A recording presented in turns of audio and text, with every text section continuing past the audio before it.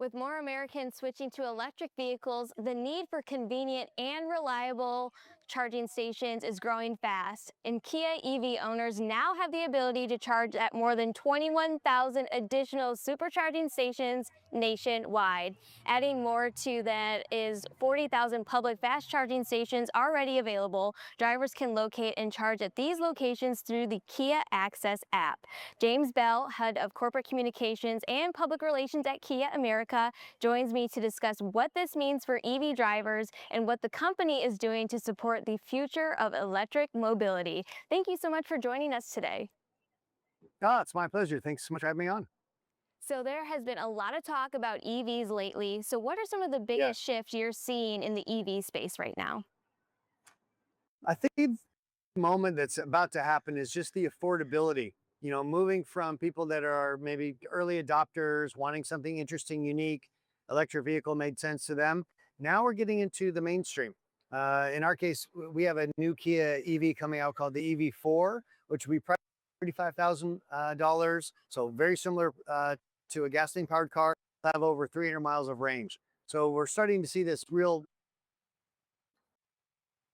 curious or an interesting choice to the smart choice. And I think that's what's pretty interesting and fun about being in this industry right now, because we're living through a very historic transition. And how has access to fast charging stations really changed in the past year, and what challenges still remain? I think the availability is the biggest change. I mean, in case of Kia, we're now having a partner with Tesla, so we have Tesla charge points that we can bring our cars to. Same as Ford, same as Mercedes-Benz, handful of other car companies. So that opens up the bigger network.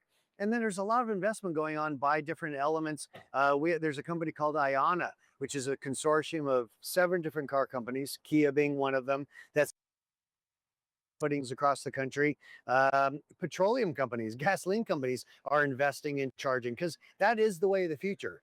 I feel like this must be a change that feels similar to what it was like 120 years ago, from horse-drawn carriages to gasoline-powered cars. It wasn't a direct line. There was lots of bumps and curves in the road. It wasn't easy. Some people probably said, I'm never going to give up my horse. Well, time moves on, and we're in a similar kind of phase now as we move towards electrification. And what should EV owners really know about using networks like these supercharging stations? I think the easiest and best thing to know is just how easy it is. With the Kia Connect and Kia Access app, you basically say into the app, okay, I need to find a charging station. It will tell you where they are in your area. It'll even tell you how many charge points are available. I'm here at a Tesla station that has maybe 25 different charge ports. About half of them are being used at the moment. So the app would tell me, oh, feel free to go to that one. They've got charging points ready for you. You back into the spot, you click a button on the app, you're all set. And so one of my concerns is I'm driving all across Kentucky and I'm going to different stories and shoots and really diving into stories in our community. So how are Yeah. automakers really addressing EV driver concerns over range and really that long distance travel? Well, it's just a matter of getting more and more charging stations out there. The average EV driver does about 80% of their charging at home. So imagine leaving your house every day with a quote full tank of gas. That's a nice luxurious function right there. But the average electric vehicle also does, very affordably over 300 miles of range. Now, in your case, you might be doing that in the course of a day, but not every day. So electric vehicle already has great range, is already very affordable, easier to maintain. And now with all this investment going into charging, there in Kentucky, you're going to see more and more stations pop up over these next year or two.